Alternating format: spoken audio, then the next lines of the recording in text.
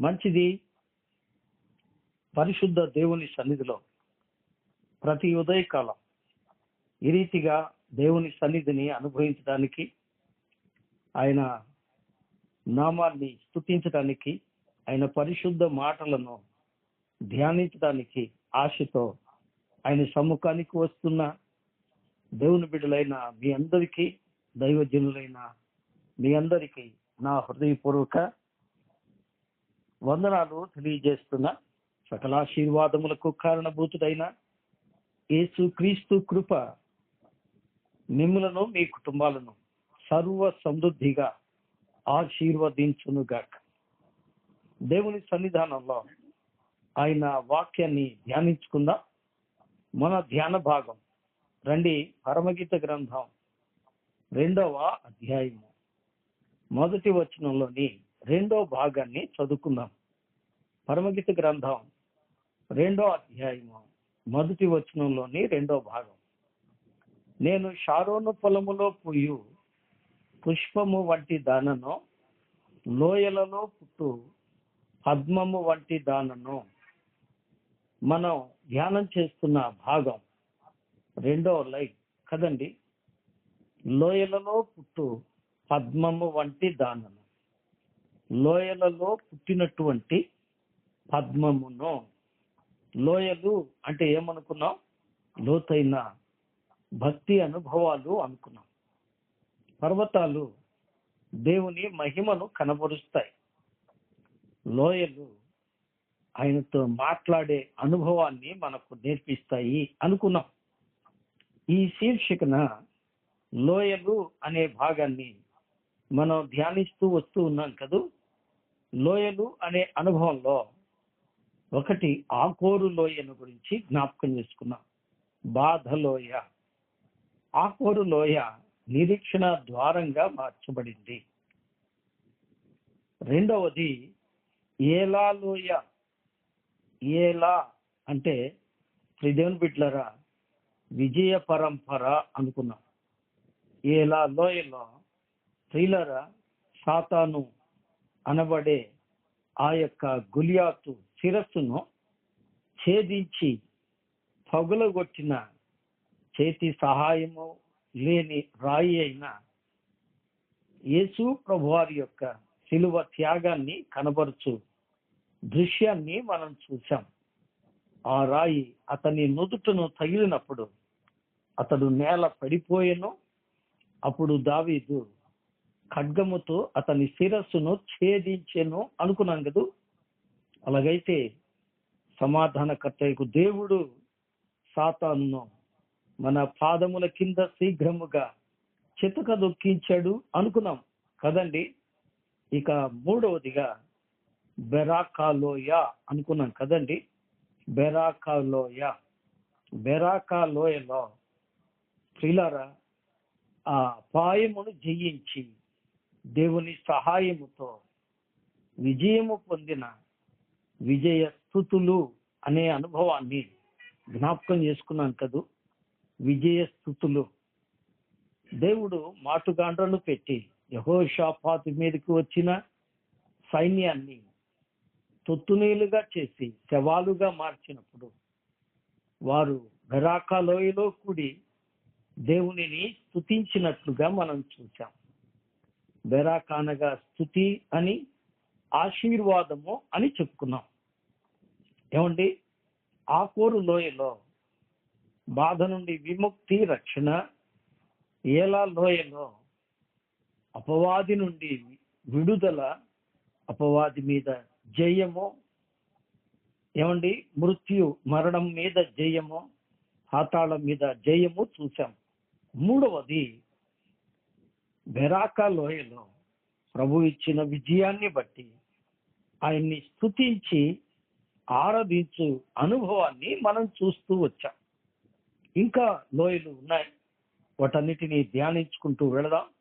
అందుకోసం ఈరోజు కీర్తనల గ్రంథం 84వ కీర్తన రండి. పాత నిబంధనలోని 497 పేజీ 84వ కీర్తన. 84వ కీర్తన అండి, చదువుకుందాం. 4వ వచనం నుండి చదువుకుందామా?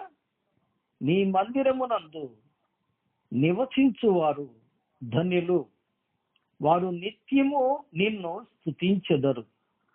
నీ వలన బలమునందు మనుష్యులు ధన్యులు, యాత్ర చేయు మార్గములు వారి అతి ప్రియములు. వారు బాకాలోయలో పడి వెళ్ళుచు దానిని జలమయముగా చేయుదురు. తొలకరి వాన దానిని దీవెనలతో కప్పును. వారు నానాటికి బలాభివృద్ధి నొందుచు ప్రయాణము చేయుదురు. వారిలో ప్రతివాడును సియోనులో దేవుని సన్నిధిని కనబడును. దేవుడి లేఖన భాగమును మన కొరకై ఆశీర్వదించునుగాక. చదవబడిన వాక్య భాగంలో 6వ వాక్యం, వారు బాకాలోయలో పడి వెళ్ళుచు దానిని జలమయముగా చేయుదురు అని చదువుతున్నాం. ఇక్కడ బాకాలోయ అనే మాట మనం చదువుతున్నాం. బాకా అంటే సామాన్యంగా మనం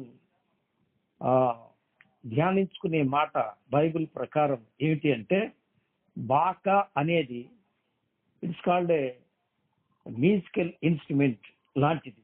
ఏమండి, ఇది ఒక మరి సంగీత వస్తువు లాంటిది అనుకోవచ్చు. రెండవది, ఇది ప్రియులారా ప్రత్యేకముగా ఉపయోగించేది. ఇది ఎవరి దగ్గర ఉంటుందంటే, ఒకటి యాజకుల దగ్గర ఉంటుంది. 2 ప్రియులారా రాజుకు స్వాగతం పలుకు వారి దగ్గర ఉంటుంది. 3 ప్రియులారా కోట బురుజు మీద కాపలా కాయు వారి చేతిలో ఉంటుంది కదండి. అందుకనే దీన్ని బాకా అన్నారు. బాకా, ఇట్ ఈస్ కాల్డ్ ట్రంపెట్ అంటారు. బాకా అంటే దీన్నే బూరా అని కూడా అన్నారు. ప్రకటన గ్రంథంలో 7 బూరల గురించి మనం చూద్దాం. ఈ బాకా అనేది దేనికి వాడతారు అంటే, హెచ్చరిక నాదము చేయడానికి వాడుతారు. రండి, నెహెమియా గ్రంథం 4వ అధ్యాయం. నెహెమియా గ్రంథం అండి 4వ అధ్యాయం 18వ వచనం నుండి మనం చదువుకుందాం. 18వ వచనము తిరిగి 20వ వచనము. మరియు కట్టువారిలో ఒక్కొక్కడు తన కత్తిని నడుముకు బిగించుకుని గోడ కట్టుచూ వచ్చెను. బాకా ఊదువాడు నా యొద్ద నిలిచెను. 20వ వచనం. గనుక ఏ స్థలముల్లో మీకు బాకానాదము వినబడునో అక్కడికి మా దగ్గరకు రండి, మన దేవుడు మన పక్షముగా యుద్ధము చేయును. వినరు కదూ, ఇది హెచ్చరిక నాదం. యెరూషలేము గోడలు కడుతున్నారు వారు నెహెమియా నాయకత్వంలో. వారు గోడ కడుతూ ఉన్నప్పుడు సన్బల్లతు, టోబియా లాంటి వారు శత్రువులు ఆ గోడను పడగొడుతూ వారి పనిని, వారి ప్రయత్నాన్ని పాడు చేస్తూ ఉన్నారు. అంతేకాదు, యెరూషలేములో దేవాలయమును కడుతున్న ఆ యొక్క పని వారికి కీడు చేయాలని, ఇశ్రాయేలీలను తరిమి కొట్టాలని శత్రువులు ప్రయత్నాలు చేస్తూ ఉన్నప్పుడు వారు బూర పట్టుకొని ఊదువానిని నియమించి అక్కడ పెట్టారు. పెట్టి ఏమంటున్నారు, ఏ వైపు నుండి మీకు బాకానాదము వినబడునో అందరూ అక్కడికి చేరుకోండి అంటున్నాడు. ఎందుకు అంటే, అది ప్రమాదమును సూచించు ఆ యొక్క శబ్దం చేసే బూర లేదా బాకా. గమనించారు కదా. కాబట్టి ఇది ప్రభు రాకడకు సూచనగా దేవదూతలు ప్రకటన గ్రంథంలో ఊదారు. 7 బూరలు ఊదెను అని చదువుతున్నాం కదండి. నిజమే ప్రియులారా. కాబట్టి ఈ బూర లేదా బాకా నాదము ఏమండి 3 విషయాలు అనుకున్నాం. దేవుని మందసము మోసుకుని వెళుతూ ఉన్నప్పుడు దేవుని మందసము వస్తూ ఉంది, దేవుడు వస్తూ ఉన్నాడు అని తెలియచేస్తూ బూరలు ఊదు యాజకులను చూస్తున్నాం. ఎందుకంటే దేవుని యొక్క మందసము వెళుతూ ఉంది కాబట్టి దారియండి అని, అలాగే దేవుడు వస్తున్నాడు కాబట్టి మీరందరూ భయభక్తులతో ఉండండి అని హెచ్చరిక నాదము చేయు వస్తువు. నంబర్ 2, రెండవది ఏంటంటే ప్రియులారా, మహారాజు బయలుదేరి కోట నుండి బయటికి వచ్చి బయలుదేరినప్పుడు ఆయన ప్రయాణాన్ని సూచిస్తూ ఆ హెచ్చరికను చేయటానికి ముందుగా పైలట్లు వెళుతూ ఉంటారు కదండి. ఆ పైలట్లు ఊదే బూరలను బూర శబ్దము అంటారు. రాజుగారు వస్తున్నారు, జాగ్రత్తగా ఉండండి అన్నట్లుగా కదండి. నంబర్ 3, మూడోది ఏంటి అంటే దేవుని బిడ్డలారా, కోటను కాయువాడు, కాపలివాడు. ఏమండి, అందరూ నిద్రపోతున్నప్పుడు కోటను రాత్రి పగలు కాపలా కాయువారు ఉంటారు. వారికి బురుజులు ఏర్పరుస్తారు. బురుజులలో పైన నుంచుంటారు. వాళ్ళు చుట్టూ కాపలా కాస్తూ ఉంటారు. ఆ కాపలా కాయువారు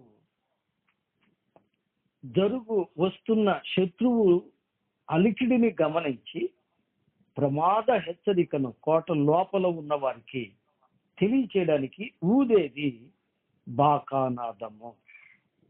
ఏమండి, బూర. దేవుని నామానికి స్తోత్రం. ఇది సువార్తకు సూచనగా ఉంది కదండి. సువార్త ప్రభు రాకడను తెలియచేస్తూ పాపులైన మనుషులను సిద్ధపడమని దేవుని బిడ్డలు, దేవుని దాసులు ఊదే బూర సువార్త నాదము.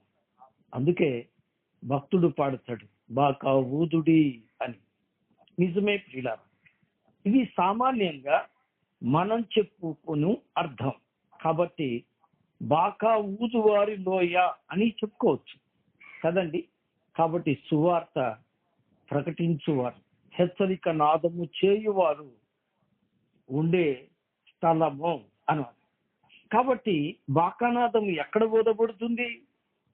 ఏమండి, బాకానాదం ఎక్కడ ఊదబడుతుంది? ఏమండి, దేవుని రాకడను గురించి తెలుసుకుని కాపలావారు ఎక్కడున్నారు? దేవుని యొక్క సంఘంలో ఉన్నారు. దేవుని సంఘము నుండి ప్రపంచానికి బూర ఊదబడుతుంది. దేవుని సంఘంలో నుంచి సువార్త నాదము వినిపించబడుతుంది. అట్టి సువార్త అనేకులు విని రక్షణ పొందినట్లు ప్రభు ఏర్పాటు చేసిన బాకానాదము సంఘములో నుండి వినిపించబడుతుంది. సంఘములో నుండి బాకా ఊదువారు బయలుదేరుతూ ఉంటారు కదండి. నిజమే. ఇది మొదటి తలంపు. ఇంకా 2 తలంపులు ఉన్నాయి. దయతో గమనించాలని ప్రభు పేరిట నేను జ్ఞాపకం చేస్తున్నాను. నిఘంటువులో మరి 2 అర్థాలు ఉన్నాయి. అవేంటి? బాకాలోయ అనగా మొదటిగా విలపించువాని లోయ, రెండవదిగా దప్పిగొన్నవాని లోయ. గమనిస్తున్నారు కదా. ఒకటి సామాన్యముగా బాకాలోయ అంటే హెచ్చరిక చేయు, నాదము చేయు, బాకా ఊదువారి ఉండు స్థలము అనుకున్నాం కదా. ఇక రెండవదిగా నిఘంటువు ప్రకారం బాకా అనగా విలపించువాడు, దప్పిగొన్నవాడు అని అర్థాలు వస్తాయి అని నిఘంటువు చెప్తుంది. వారు ఎక్కడ ఉంటారట? 84వ కీర్తనలో మనం చదువుతూ వచ్చాం కదండి.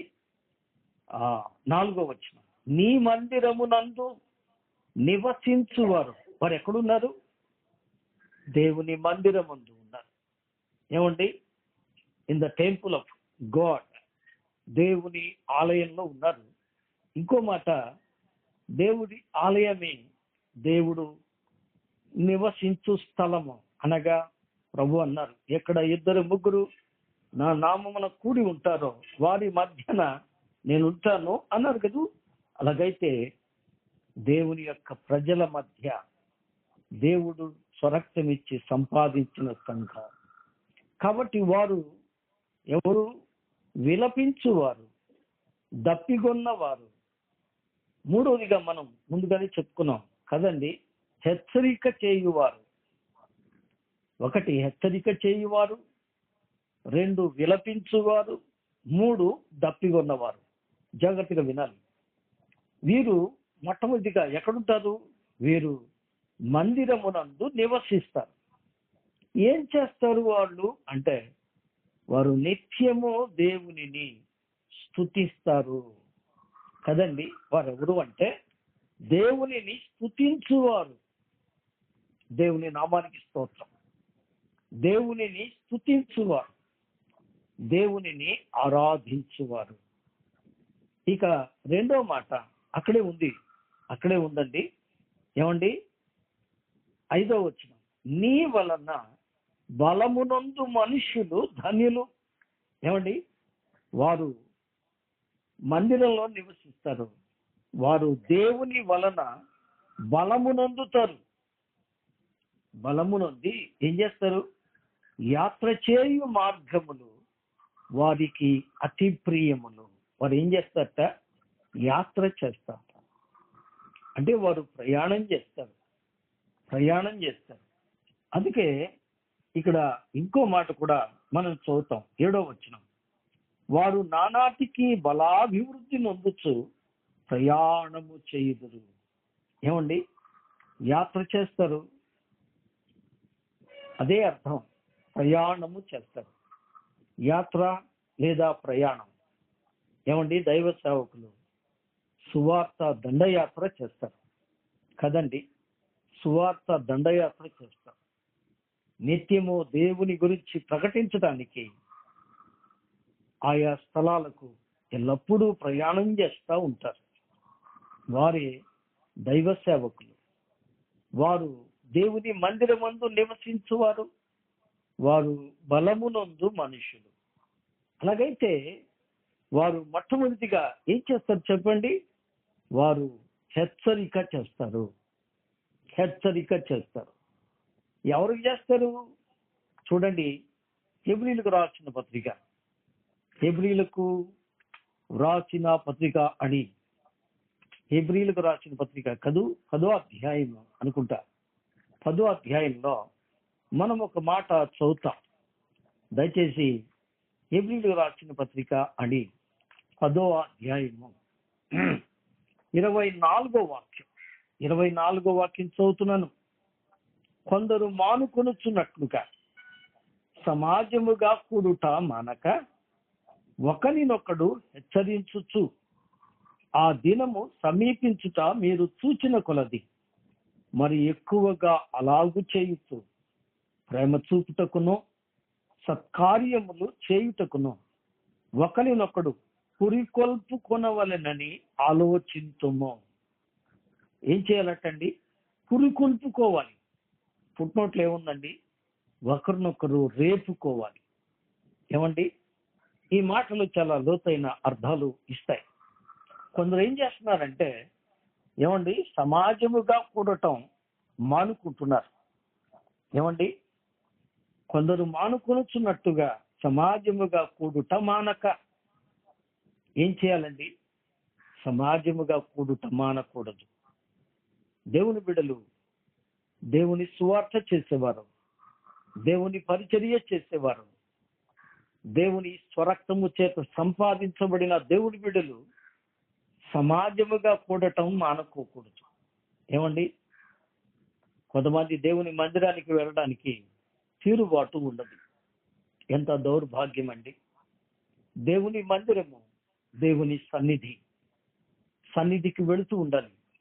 ఎందుకు అంటే, ఏమండి, తిమోతి రాసిన పత్రికలో 1 తిమోతి అనుకుంటా 2వ అధ్యాయం కదూ, ఏమన్నాడు?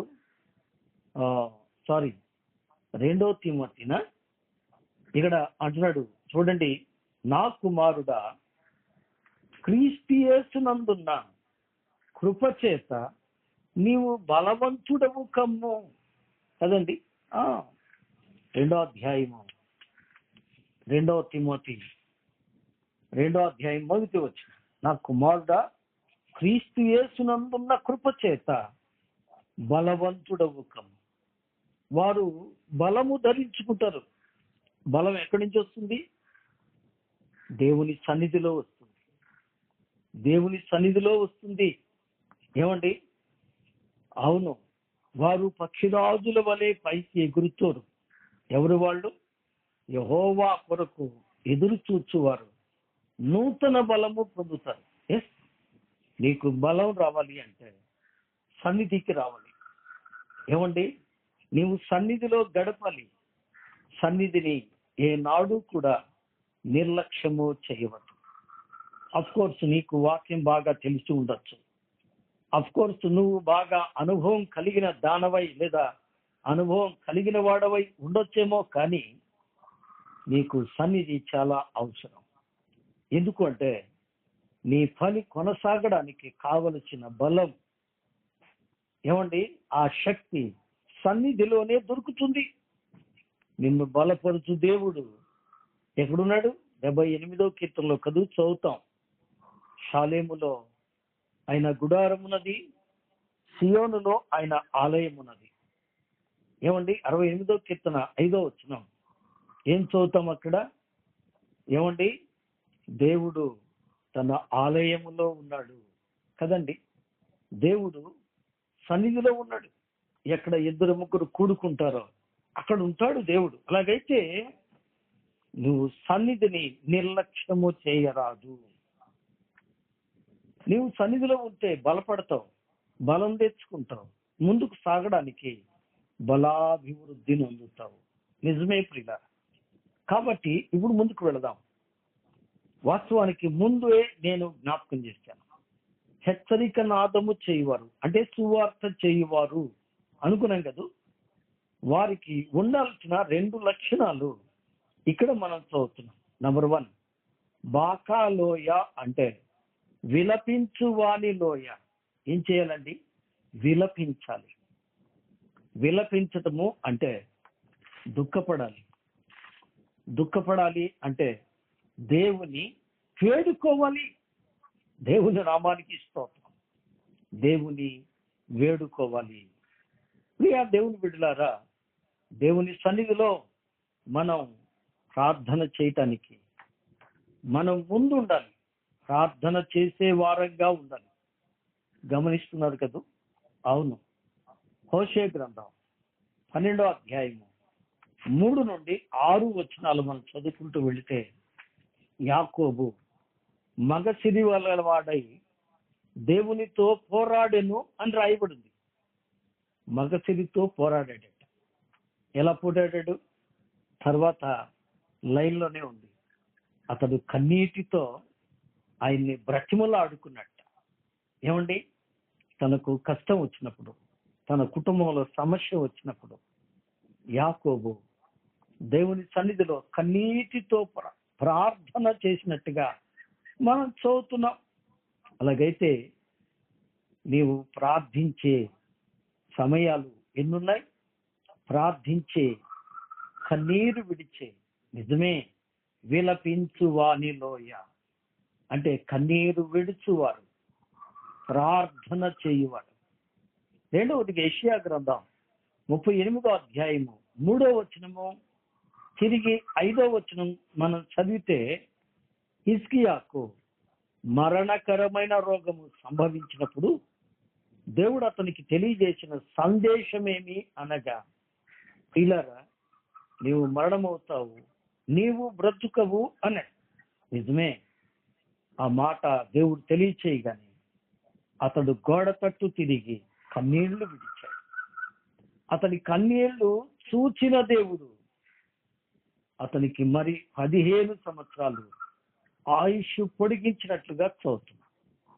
నీకు బాధ కలిగినప్పుడు, నీకు వ్యాధి కలిగినప్పుడు, నీకు దుఃఖం కలిగినప్పుడు నీవు దేవుని సన్నిధిలో గడపాలి. ఆయన సన్నిధిలో కన్నీళ్లు విడవాలి. ఈ రోజున సమస్యలు వచ్చినప్పుడు ఆయనకి అక్కకి వాళ్ళకి ఇళ్ళకి చెప్పుకుంటాం, లేకపోతే ఇంటిల్లిపాది ఒకరి మీద పడి ఒకరు గొడవలు పడతాం. కానీ దేవుని పాదాల దగ్గరికి వచ్చే కుటుంబాలు ఎన్నున్నాయి చెప్పండి? ప్రార్థించాలి. ఏమండి, మొదటి దినవృత్తాంతాల గ్రంథం 4వ అధ్యాయము 9, 10 వచనాలు మనం చదువుకుంటూ పోతే, యెబేజు తన సహోదరుల కంటే గొప్పవాడుగా ఉన్నట్ట. ఎందుకని? అతడు దేవుని బ్రతిమాలుకున్నాడు. యెబేజు ప్రార్థించాడు గనుకనే తన సహోదరులందరిలో ఘనత పొందాడు. అతడు ఏం ప్రార్థన చేశాడో దైవజనులుగా మీ అందరికీ తెలుసు. నీవు నన్ను ఆశీర్వదించాలి, నీవు నన్ను కీడు నుండి తప్పించాలి, నీవు నా సరిహద్దులను విశాలపరచాలి. నిజమే, నీవు చేయి పనులో, ప్రయత్నంలో, నీ యొక్క కార్యంలో, నీ సువార్త పరిచర్యలో, నీ సంఘ పరిచర్యలో, నీ కుటుంబ పరిచర్యలో, నీ బిడ్డల విషయంలో నీకు మేలు జరగాలి అంటే నీకు ఉండాల్సిన ప్రప్రథమ లక్షణం విలపించుట. ఏమండి, వాళ్ళకి చెప్పుకుని అడగడం కాదు. ఏమండి, ఈయనకి చెప్తే నిన్ను బట్టబయలు చేసి, ఏమండి, లోకులతో కలిసి ఎగతాళి చేస్తారు. కానీ నిన్ను ఆదుకున్న దేవుడు ఉన్నాడు. ఆయన సన్నిధికి రావాలి, ఆయన సన్నిధిలో ప్రార్థించాలి. కీర్తనల గ్రంథం 6వ అధ్యాయము 6వ వాక్యంలో దావీదు ఇలా అంటున్నాడు, నా కన్నీటితో నా పడక కొట్టుకొని పోతున్నది అంటున్నాడు కదండి. అతని కన్నీళ్లు, ఏమండి దేవుని బిడ్డలారా, అతని పడకను కొట్టుకొని పోతున్నాయట. అంటే అతడు పడుకోవటం తగ్గించాడు, అసలు పడుకోలేదు. ఆ పడక దగ్గర కూర్చొని కన్నీరు విడిచి ప్రార్థిస్తున్నాడట. ఈ మాట చెబుతూ ఉన్నప్పుడు మనకందరికీ జ్ఞాపకం వచ్చే ఒకే ఒక వ్యక్తి, నిత్యము ఆయన పడక ఎప్పుడూ శుభ్రంగా ఉంటుందట, పడక నలగదట. ఆయన మంచం పక్కన మోకాళ్లతో కూడిన గుంటలు పడ్డాయట. నాపరాయి గుంటలు పడింది. ఎవరైనా దైవజనుడు భక్సింగ్ గారు. ఏమండి, ఎంత ప్రార్థన చేసేవాడో ఆయన. ప్రార్థన ద్వారా తన పరిచర్యను అభివృద్ధి పరుచుకున్నాడు. ఏ దైవజనుడా, నువ్వు ఎంతో పరిచర్య చేస్తున్నావు, నీకు విశ్రాంతి లేదు కదూ.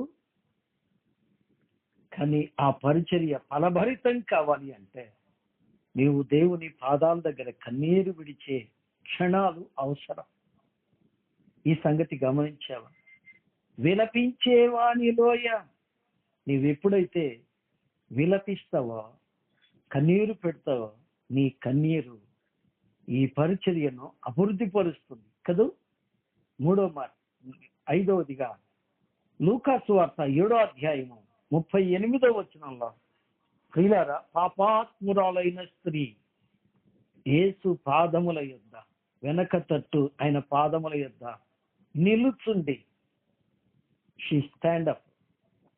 ఏమండి, in the back of Jesus Christ. ఏమండి, దేవుని వెనక తట్టు ఆయన పాదాల దగ్గర నిలుచుని ఏడుస్తుందట. ఎలా ఏడుస్తుంది? ఆమె కన్నీటితో ఆయన పాదాలు కడిగింది. బాబు, అమ్మ, దేవుని సన్నిధిలో ప్రతి సమయంలో నీకున్న సమస్యలను బట్టి, నీకున్న పరిస్థితులను బట్టి అల్లరైపోవద్దు, గొడవలు పడొద్దు. పశ్చాత్తాపముతో ప్రభు దగ్గరికి రా. ఆమె నన్ను విస్తారముగా ప్రేమించింది గనుక ఆమె విస్తార పాపములు క్షమించబడ్డవి అని ప్రభు అన్నారు. కాబట్టి నీ ప్రతి సమస్యలో ప్రభు పాదాల దగ్గర కన్నీరు విడిచే అనుభవం కలిగి ఉండాలి. ఏమండి, యేసుక్రీస్తు ప్రభు వారు కూడా హెబ్రీయులకు రాసిన పత్రిక 5వ అధ్యాయము 7వ వచనంలో, ఆయన శరీరధారి అయి ఉన్న దినములలో మహారోదనతోనూ కన్నీళ్లతోనూ దేవునికి ప్రార్థించెను అనే మాట అక్కడ చదువుతున్నాం. ప్రభువే మనకు మాదిరి చూపించి వెళ్ళాడు. అలాగైతే ఆఖరిగా విలాప వాక్యములు 2వ అధ్యాయము 18-19 వచనాలు. సియోను కుమారి ప్రకారం రేయి మొదటి జామున లేచి గొరక పెట్టుద్దమ్మా. అక్కడ లేదు రండి ఆ మాట, మనకు అవసరం కాబట్టి చెప్తున్నా. గొరక పెట్టడం కాదు, కన్నీరు విడిచి ప్రార్థించాలి.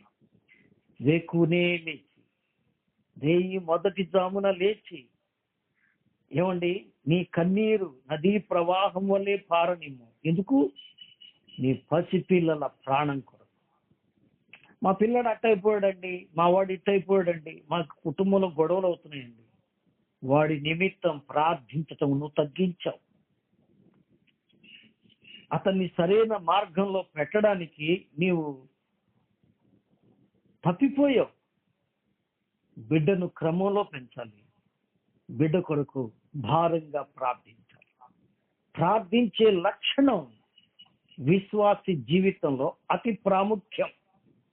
కాబట్టి విలపించే వాణిలోయ కన్నీరు విడిచే అనుభవం కలిగి ఉన్నామా? ప్రియదేవుని బిడ్డలారా, యెహోషువ గ్రంథం 6వ అధ్యాయము 6వ వాక్యంలో మనం చదువుకుంటూ వెళితే 6-9 వచనాలు, యెరికో పట్టణాన్ని ఎలా పట్టుకోవాలో తెలియడం లేదు. యెహోషువ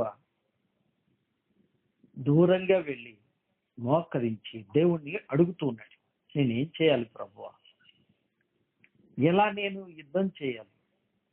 ఆ గొప్ప పట్టణాన్ని నేను ఎలా పట్టుకోవాలి అని చెప్పినప్పుడు ప్రభు చెప్పారు, మీరు చేయాల్సింది ఏంటి అంటే, యాజకులు బూరలు ఊదాలి, లేవీయులు మందసాన్ని తీసుకోవాలి, ఇశ్రాయేలు యుద్ధానికి ప్రయాణమై యెరికో చుట్టూ 7 మార్లు తిరగాలి.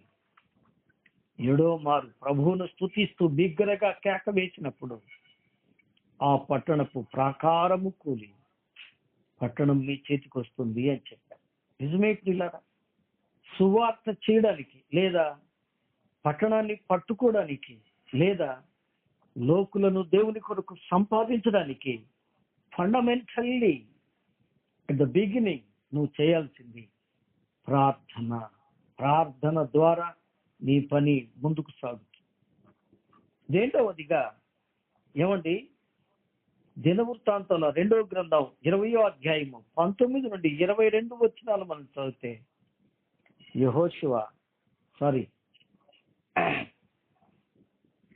యెహోషాపాతు ఏం చేశాడండి? అతని మీదికు వచ్చిన గొప్ప సైన్యాన్ని చూచి భయపడి దేవుని పాదాల దగ్గర వేడుకున్నాడు, కన్నీరు విడిచాడు, ప్రార్థించాడు. అట్టి ప్రార్థన ఫలితంగా దేవుని బిడ్డలారా, దేవుడు చేసిన గొప్ప కార్యం మనం ఇదివరకు ధ్యానం చేశాం. దేవుడు వారికి చెప్పిన మాట ప్రకారం వారు చేసినప్పుడు ఏమండి, వారి మీదకి వచ్చిన విస్తార సైన్యము శవాలైపోయినాయి. నిజమే, దానికి పునాది ప్రార్థన. ప్రియులారా, గమనించండి. ఈ పూట వాక్యం వింటున్న ప్రియ స్నేహితుడా, సోదరి, ఇంకో మాట జ్ఞాపకం చేసి నేను ముందుకు వెళ్తాను.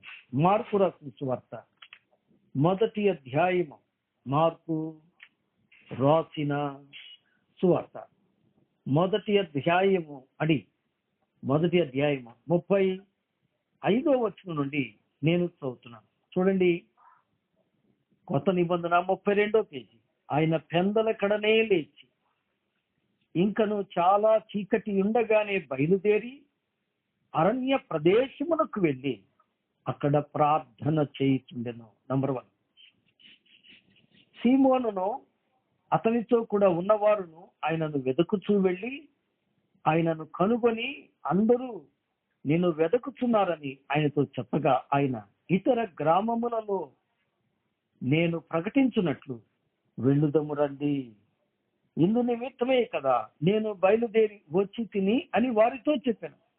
వినరా? ఇతర గ్రామాలకు వెళ్ళి ప్రకటించే పని చేయడానికి ముందుగా యేసయ్య చేసిన కార్యం విన్నారు కదా. ఆయన రాత్రంతా ప్రార్థించి పగలంతా ప్రకటించారు.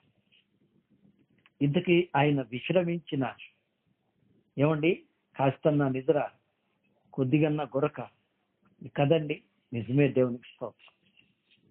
విశ్రాంతి లేని ప్రార్థన, విశ్రాంతి లేని పరిచర్య మన యేసయ్య మాదిరి. నిద్రపోవద్దని కాదు, మితి మించితే నిద్రపోతవుతుంది కదూ. వాస్తవానికి ఏమండి, బాకా ఊదువారు, సువార్త ప్రకటించువారు ముందుగా ఏం చేయాలి? విలపించేవారుగా ఉండాలి. ఏమండి, విలపించేవారుగా ఉండాలి. మనం విలపించే వారంగా ఉన్నామా? ప్రార్థించే వారంగా ఉన్నామా? దేవుని సన్నిధిలో ప్రార్థన చేస్తున్నామా? ఆలోచించాలని ప్రభు పేరిట నేను జ్ఞాపకం చేస్తున్నాను. ఏమండి, ఒకటి విలపించే వారి లోయ, రెండవది దప్పిగొన్న వారి లోయ, మూడవది ఏమండి ప్రకటించు వారి లోయ. విలపించాలి, దప్పిగొనాలి, ప్రకటించాలి. ఏమండి, బాగా అర్థం చేసుకోండి. అద్భుతమైన లోయ ఇది. ఒక మాట నేను పరిశుద్ధ గ్రంథంలో నుంచి మీ గమనానికి తెద్దాం అనుకుంటున్న మాట చూడండి. యోహాను రాసిన సువార్త అండి, యోహాను రాసిన సువార్త 4వ అధ్యాయం. 4వ అధ్యాయంలో యేసయ్య మిట్ట మధ్యాహ్నం ఒక చోటుకు వెళ్ళారు. ఏమండి, 4వ అధ్యాయం 7వ వచనం. సమరయ స్త్రీ ఒకతే నీళ్లు చేదుకున్నటకు అక్కడికి రాగా యేసు నాకు దాహమునకిమ్మని అడిగెను. ఆయన శిష్యులు ఆహారము కొనుటకు ఊరిలోనికి వెళ్ళింది. ఆ సమరయ స్త్రీ, యూదుడవైన నీవు సమరయ స్త్రీనైన నన్ను దాహమునకిమ్మని ఎలా అడుగుతున్నావు అని ఆయనతో చెప్పాను. ఏలైనగా యూదులు సమరయులతో సాంగత్యము చేయరు. అందుకు యేసు, నీవు దేవుని వరమును నాకు దాహమునకిమ్మని నిన్ను అడుగుచున్నవాడెవడు అదియో ఎరిగి ఉంటే నీవు ఆయనను అడుగుదువు, ఆయన నీకు జీవజలము ఇచ్చును అని ఆమెతో చెప్పారు. ఇక్కడ యేసయ్యకు దాహం వేసిందట. ఏమండి, ఇక్కడ నాది ఒక ప్రశ్న. దాహం వేస్తే నీళ్లు తాగాడా? ఆవిడ నీళ్లు చేతిపోసిందా? ఎవరండి? సమరయ్య స్త్రీ. ఆయన బావి దగ్గర కూర్చున్నట్టు, బావి దగ్గరికి మిట్ట మధ్యాహ్నం 12 గంటలకు నీళ్లు చేదుకోవడానికి వచ్చిన ఆమెను నాకు దాహానికి ఇమ్మని అడిగాడు. ఇంతకీ ఆమె నీళ్లు చేతిపోసిందా? యేసయ్య నీళ్లు తాగాడా అంటే ఈ అధ్యాయంలో ఆ దాఖలాలు లేవు కదండి. ఇంతకీ ఆయన దాహం ఏంటి? దప్పిగొన్నవాని లోయ. ఇంతకీ ఆయన దాహం ఏంటి? ఏమండి, చూడండి 27వ వచనం. ఇంతలో ఆయన శిష్యులు వచ్చి ఆయన స్త్రీతో మాట్లాడు చూచి ఆశ్చర్యపడి, కానీ నీకేమి కావాలని అయిననో ఈమెతో ఎందుకు మాట్లాడుతున్నావని అయినను ఎవడనూ అడగలేదు. ఆ స్త్రీ తన కుండ విడిచిపెట్టి ఊరిలోనికి వెళ్ళెను కదండి. తర్వాత 30వ వచనం. వారు ఊరిలో నుండి బయలుదేరి ఆయన యొద్దకు వచ్చుచుండిరి. ఈలోగా శిష్యులు బోధకుడా భోజనము చేయమని ఆయనను వేడుకొని, అందుకు ఆయన, భుజించుటకు మీకు తెలియని ఆహారము నాకు ఉన్నదని వారితో చెప్పగా శిష్యులు తను భుజించుటకు ఎవడైనా ఏమైనా తెచ్చినేమో అని ఒకరితో ఒకడు చెప్పుకునేది. యేసు వారిని చూచి, నన్ను పంపిన వాని చిత్తము నెరవేర్చుట, ఆయన పని తుదముట్టించుటయు నాకు ఆహారమునై ఉన్నది అంటున్నాడు. విన్నారా? ఇంతకీ ఆయన దాహం ఏంటి? మన ధ్యాన భాగం దప్పిగొన్న వాని లోయ కదండి. ఇంతకీ ఇక్కడ ఆయన దాహం ఏంటి? ఆ పాపాత్మురాలు లేదా ఆ సమరయ స్త్రీ, ఆ యొక్క 5గురు భర్తల భార్య, పాపములో నశించిపోతున్న ఆ స్త్రీని రక్షించుటయే ఆయన దాహం. ఈ దాహం ఆత్మల దాహం కదండి. ఈ దప్పిక ఆత్మలను రక్షించాలని దప్పిక. దీన్ని పూర్తి చేసి యేసయ్య సిలువలో అన్నారు. యోహాను సువార్త 19వ అధ్యాయంలో కదూ ఏమన్నారు? నేను దప్పిగొనుచున్నాను అన్నారు. వారు స్పంజితో చేదు చిరకనిచ్చినప్పుడు దాన్ని పుచ్చుకొని సమాప్తమైన దాన్ని ప్రాణం విడిచాడు. తాను పంపబడ్డ సిలువ కార్యము ముగించుటయే ఆయన ఆయన పరిచర్యను, తండ్రి తనకు అప్పగించిన పరిచర్యను, అనేక ఆత్మల రక్షణార్థము తాను చేయవలసిన సిలువ కార్యము నెరవేర్చుటయే ఆయన దాహం. అలాగైతే ప్రియా స్నేహితుడా, సోదరి, ప్రభు నిన్నెందుకు రక్షించాడు? ప్రభు నిన్నెందుకు విమోచించాడు? ప్రభు నిన్నెందుకు ఈ స్థితిలో ఉంచాడు? ప్రతి ఉదయకాలం పని లేకన నిన్ను నిధుల లేపి నీతో సంభాషించి నీతో మాట్లాడి నిన్ను హెచ్చరిక చేస్తుంది పని లేకన కాదు కదా. ఎందుకు అంటే నీవు విలపించాలని, నీవు దప్పిగొనాలని, నీవు ప్రకటించి ఆత్మలను సంపాదించాలని. అలాగైతే విలపిస్తున్నావా అమ్మా? బాబు, కనీసం నీ కుటుంబానైనా రక్షించాలి అనే దాహం నీకుందా? నీ కుటుంబమైన రక్షింపబడాలని, నీ భర్త మారు మనసు పొందాలని, నీ భార్య మారు మనసు పొందాలని, నీ పిల్లలు, నీ కుటుంబీకులు, నీవు అతిగా ప్రేమిస్తున్న నీ వారు కనీసం వారైనా రక్షింపబడాలని. ఇంతగా నీవు రక్షించబడ్డావా? నీవు రక్షించబడితే నీ వారికి ఆ రక్షణ పంచాలని తాపత్రయపడతావు. ఆ తాపత్రయం, ఆ దప్పిక నీకుందా బాబు? అమ్మా, బాకాలోయ. ఈ బాకాలోయలో ఒకటి విలపించి ప్రార్థించి కన్నీరు విడిచే అనుభవం. 2 దేవుని కొరకు పరిచర్య దాహం. ఏమండి? నీ ఇంటిని గూర్చిన ఆసక్తి నన్ను భక్షించుతున్నది. దేవుని నామానికి స్తోత్రం. 3వది ప్రయాసపడి కొడుతున్నా, తిడుతున్నా, జైల్లో వేస్తున్నా, ఎంత అవమానం చేస్తున్నా, శరీరం కృంగిపోతున్నా, అనారోగ్యంతో ఇబ్బంది పడుతున్నా, దేవుని కొరకు ప్రాణం ఉన్నంత వరకు ప్రకటించాలని ఆ ప్రయత్నం ఎంత గొప్ప కార్యం. ఇది బాకాలోయ అనుభవం. వారు బాకాలోయలో పడి వెళ్ళుచు దానిని జలమయము చేస్తున్నారు. ముగింపులో యెహెజ్కేలు గ్రంథం 47వ అధ్యాయము మీ తర్వాత తప్పక చదవండి. ఈ జలమయము, జలము అంటే వాక్యం, జలము అంటే ప్రార్థన. నీ ప్రార్థన, నీ పరిచర్య ఏ స్థాయిలో ఉంది? ఇక్కడ 3 అనుభవాలు ఉన్నాయి. 1 చీలమండలముల లోతు, 2 నడుముల లోతు, 3 ప్రియదేవుని బిడ్డలారా, ఏమండి, మునిగిపోయేంత లోతు కదండి. అక్కడ లోతులు గురించి చెప్పబడ్డాయి. ఏమండి? లోయ, లోతు. నిజమే, యెహెజ్కేలు దర్శనంలో దేవాలయంలో నుంచి బయలుదేరిన నది 1 చీలమండలము లోతట, 2 నడుముల లోతట, 3 ముందుకు వెళ్ళలేనంత మునిగిపోయేంత లోతట. ఎంత చక్కని అనుభవం. కేవలం కాళ్ళు బట్టి ఊరుకోవటం కాదు. ఏమండి? కేవలము అప్పుడప్పుడు అవకాశం ఉన్నప్పుడు ట్రై చేయటం కాదు. మునిగిపోయేంత దేవుని పనిలో, దేవుని పరిచర్యలో నీ ప్రయత్నం ఎంతుంది? ఏ స్థాయిలో దేవుని పరిచర్యను జలమయం చేస్తున్నావు? ఆలోచించాలని ప్రభు పేరిట 2 చేతులు జోడించి నమస్కరించి నీకు మనవి చేస్తున్నా.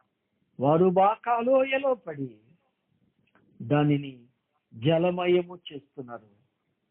యాత్ర చేయు మార్గములు వారికి అతి ప్రియములు కదూ.